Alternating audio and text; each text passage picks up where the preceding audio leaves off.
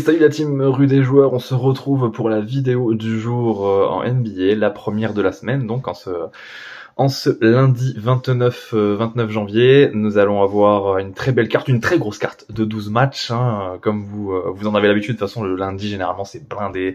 C'est comme le vendredi, hein, approximativement. C'est toujours des très très grosses cartes. On ne va pas perdre de temps de ce fait. Au préalable, nous allons partir avec Parions Sport en ligne, le bookmaker que nous utilisons le plus régulièrement pour la NBA. Parions Sport en ligne qui vous offre un bonus à hauteur de 100 € en crédit de jeu non retirable, que votre pari soit gagnant ou perdant. C'est pas magnifique, les amis? Parions Sport en ligne, partenaire officiel de la NBA et donc le bookmaker avec lequel nous allons partir aujourd'hui. Comme je vous l'ai dit, la carte elle est sacrément buff. On va commencer direct avec un Cavaliers Clippers. Cavaliers Clippers, c'est une affiche de rêve. Honnêtement, c'est une très belle affiche. Moi, en tout cas, elle me fait bien kiffer, malgré le fait qu'il y ait encore 2-3 absences du côté de Cleveland. Je pense que les Cavaliers peuvent l'emporter. Les Clippers, certes, ils restent sur un très gros succès du côté de Boston, mais les Clippers sont en road trip à l'est. On le sait, ça demande énormément d'énergie, et de ce fait, je vois bien perdre dans une salle de Cleveland où généralement les équipes se font recevoir. Cleveland à la maison, c'est du 15 victoires, 8 défaites, tandis que les Clippers, c'est seulement 11 victoires, 10 défaites en déplacement. Nous allons passer à la seconde affiche, Hornets-Knicks. Hornets-Knicks, bon, là c'est pareil, là je vais passer vite sur du Hornets-Knicks. Les Knicks sont complètement chauds, ils viennent de taper méchamment le Heat de Miami à la maison. Ils devraient l'emporter face à des Hornets qui, eux, ne jouent plus grand chose déjà cette année.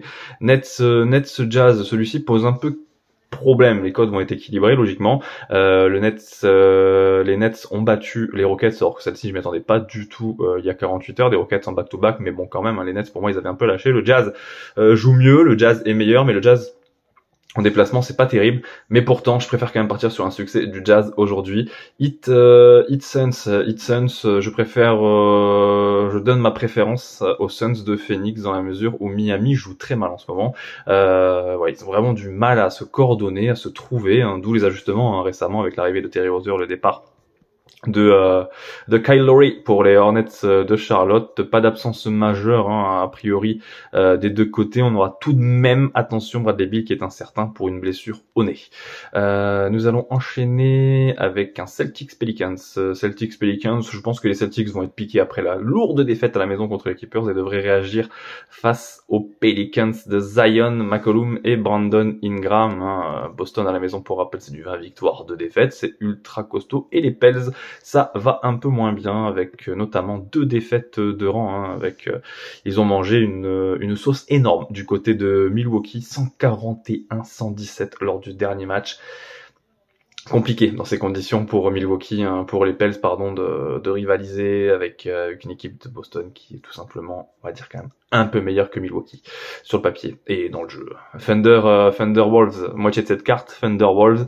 Ma préférence va partir. Alors là, je me suis quand même bien cogné la tête, hein, sur celui-là. Je ne vais pas trop vous mentir, parce que du côté du Thunder, on vient de perdre hier soir contre Détroit. Du côté de Minnesota, on joue mieux et on est quand même très costaud en déplacement, 15-10. Moi, je donne une préférence à Minnesota pour cette rencontre, dans la mesure où le Thunder a joué hier soir. Bon, ils ont joué à 26 heures, parce qu'on peut considérer ça comme un back-to-back, je ne sais pas. 28 heures, pardon.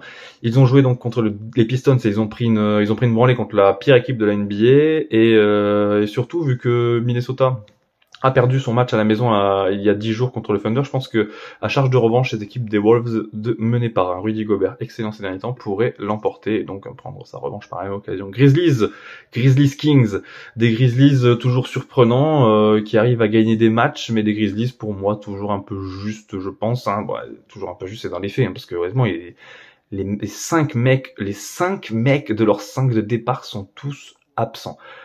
Ils arrivent quand même à tenir contre les Kings. Je pense que ça va être très compliqué. Les Kings qui sont en très grande forme avec 3 succès de rang, dont un à Dallas lors du dernier match. Rockets-Lakers.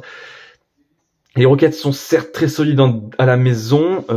Pour rappel, les Rockets à la maison, c'est un sacré bilan, hein, quand même, pour un 11e de conférence Ouest. Hein, c'est 16 victoires, 8 défaites. C'est énorme. C'est donc 2 victoires tous les 3 matchs. Mais je pense que cette défaite du côté de Brooklyn, et en plus l'ambiance actuelle qui règne du côté des Rockets, et aussi les derniers résultats qui sont très mauvais, personnellement, je pense que les Lakers, en forme, avec 2 victoires de rang, peuvent le prendre et l'emporter. Nous allons continuer, il ne nous reste plus que 4 matchs. Nous allons avoir un affrontement entre Victor Wembanyama et Bilal Koulibaly, donc un nouvel affrontement une semaine après le premier duel remporté par les Spurs de San Antonio. Des Wizards qui ont tapé les Pistons il y a 3 jours. Il y a 3 jours à 18h, samedi dernier, et moi personnellement je sens la surprise Wizards parce que les Spurs sont favoris, mais je ne vois pas pourquoi ils vont l'être. Généralement dans ce genre d'affrontement assez rapproché, la revanche, je pense que les Wizards sont capables de prendre cette revanche et capables de l'emporter et perturber le jeu des Spurs qui n'ont pas non plus exceptionnel. Nous allons avoir un Mavericks Magic. Pour compléter cette carte, normalement Kyrie Irving devrait jouer, sa blessure étant mineure la dernière fois, il est questionnable. Pour une blessure au pouce, je pense que quand même son retour devrait se faire. Powell, Jones Jr. et Dante Exum sont également incertains. Toutefois, je vois quand même un succès de Dallas ce soir. Donc Dallas gagnant, Nuggets, Bucks, magnifique affiche, mais comme je vous le dis tout le temps et je vous le répète, moi personnellement, Denver, je ne les joue jamais perdants à la maison. 18 victoires, 4 défaites, pour rappel, le bilan est exceptionnel et je pense qu'ils sont capables de taper les Bucks de Milwaukee. Nous allons finir avec un Blazers Sixers, donc logiquement les Sixers qui devraient l'emporter malgré le fait qu'on ne sait pas si Embiid va jouer, Tobias Harris on ne sait pas, Tyrese Maxey on ne sait pas, mais même avec leur équipe B, je pense que les Sixers, et la cote sera encore plus belle, pourraient taper les Blazers de Portland. Voilà, j'en ai terminé avec cette vidéo, la première de la semaine. Je vous rappelle que les rendez-vous sont lundi, mardi, jeudi et vendredi, 4 rendez-vous semaine, et le temps pour moi de vous rappeler que les jeux d'argent sont interdits aux mineurs, et donc nous nous retrouvons pour une nouvelle vidéo demain. Ciao ciao les amis.